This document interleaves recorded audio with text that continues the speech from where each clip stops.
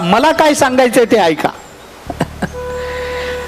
मला आपल्याला असं सांगायचंय की पुढच्या दाराने जाऊन पुरुष जे करून भगवत तत्व प्राप्त करून घेऊ शकत नाही, ज्या यज्ञ यागानं त्या मागच्या दाराने असणाऱ्या स्त्रिया फक्त भगवंतावर प्रेम करून मार्दवयुक्त अंतःकरणानं परमात्म्याला प्राप्त करून घेऊ शकतात. हे स्त्रीचं स्त्रीत्व आहे.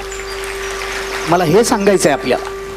ज्या यज्ञ यागानं परमात्मा प्राप्त होत नाही तो फक्त मार्दवयुक्त अंतःकरणाने, कोमल अंतःकरणाने, भगवंतावरच्या प्रेमाने ते त्या भगवंताची प्राप्ती करून घेऊ शकतात. हे स्त्रीचं स्त्रीत्व आहे.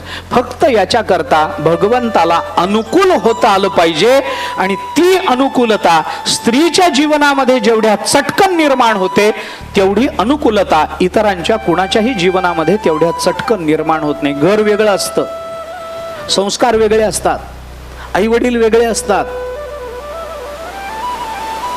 गोत्र वेगळं असतं, घरादाराची पद्धत वेगळी असते, स्वयंपाकाची पद्धत वेगळी असते, नात्या गोत्यात वावरण्याची पद्धत वेगळी असते.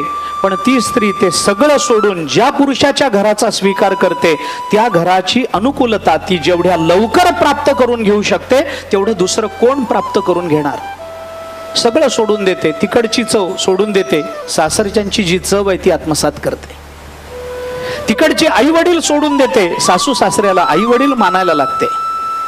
नात्या गोत्यात वावरण्याची माहेरची रीत सोडून देते, सासरच्या रीतीप्रमाणे वागायला लागते. आपल्या जीवनामध्ये निर्माण झालेला हा बदल हा जेवढ्या सहजतेनं स्त्री स्वीकारते तेवढ्या सहजतेनं इतरांना स्वीकारता येत नाही. हे स्त्रीचं स्त्रीत्व आहे.